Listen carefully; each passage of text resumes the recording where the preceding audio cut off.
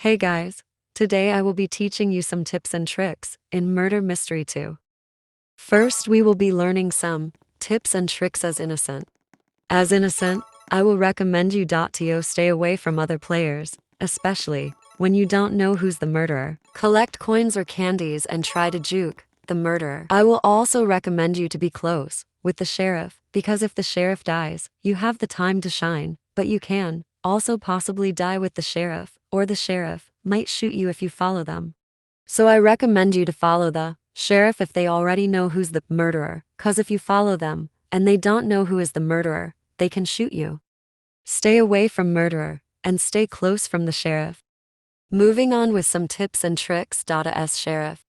If you are sheriff, also stay away from all players because you never know who is the murderer unless they show their knife. I recommend to hide your gun if you are the sheriff, because if the murderer sees your gun, you might get targeted by the murderer.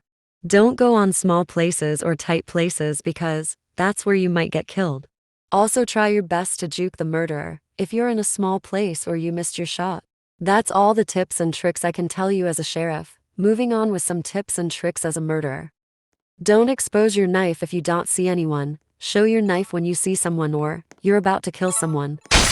Do not walk around holding your knife or else you will get shot by the sheriff. I recommend this perk X-ray and trap in big maps, haste, ninja, ghost in small maps. But if you ask me what's my favorite and most used perk, it is the haste perk. The X-ray and makes you see the whole map for a short time. It helps you see people that is hiding.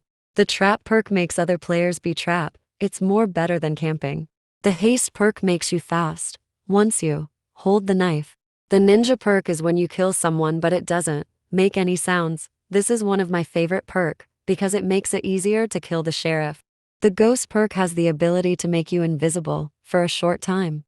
That's all the tips and tricks that I can share. Thank you for watching.